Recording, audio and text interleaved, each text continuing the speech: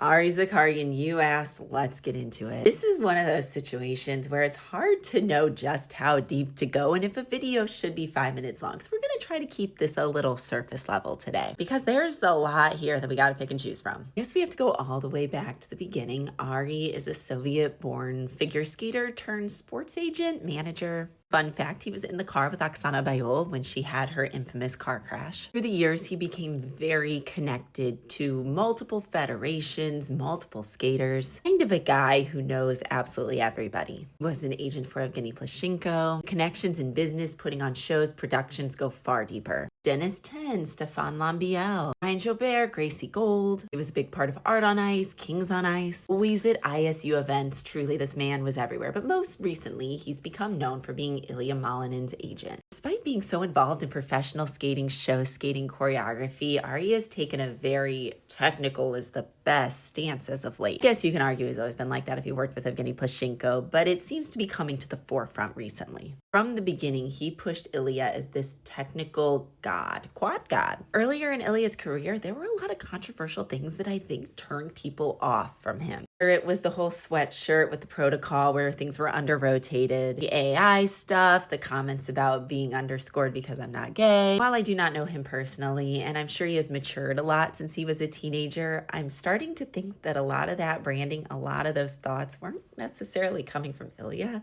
but probably more Ari himself. Perhaps in his quest to make Ilya a mainstream American star, he was a little lost in that whole 2000s we won an Evan Lyzacek with zero personality, very athletic, very masculine. Maybe he missed how the American audience would actually really gravitate towards the real Ilya, who seems to be a lot more creative, a lot more fun, and a lot more interesting than what he was painted as. I think we only have to look at his music choices, his outfit choices at various events to see that there's a lot more there, whether you like it or not. Yeah, also recently mentioned people he was surrounded by in an interview. And now Ari's been scrapped from his website and people are wondering if they did indeed split. I personally think this would be good for Ilya. I think that he can find someone who would be better suited for him. And I think a lot of the missteps along the way were just poor branding in a way that he did not need. His skating spoke for itself. His personality spoke for itself. There you have it. Where to start, where to end. Very broad overview. This guy, I could go on for 25 minutes and do a video about his entire history and everything he's done. But what are your thoughts specifically pertaining to Ilya? You think it's good to split? How much do you think was Ilya? How much do you think was Ari? Let me know in the comments.